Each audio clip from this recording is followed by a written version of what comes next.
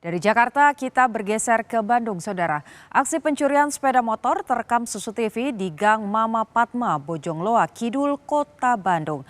Pelaku sempat mencoba membobol 3 motor milik warga namun gagal dan kabur setelah dipergoki pemilik rumah.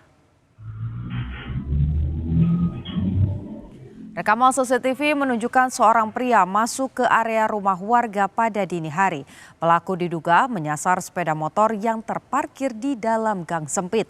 Pelaku merusak pintu untuk masuk, lalu mencoba membobol motor.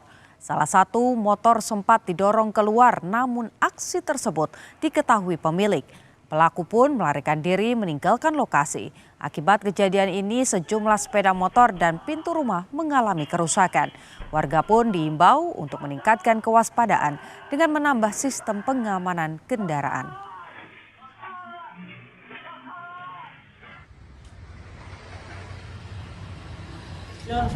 Motor yang di dalam depan masjid ada 2. Pertama mau ngancurin motor Beat, ternyata digemuk dia nggak bisa, lari ke CBR. CBR juga udah jebok kuncinya, mau dibawa, tapi dia digemuk nggak bisa, lari ke sini. Nah, ngambil yang mau ini, mau diambil ini, pas sini ketahuan, dia lari, bawa motornya simpan di sini, tidak terekam CCTV. Nah akhirnya dia lari, nggak tertangkap.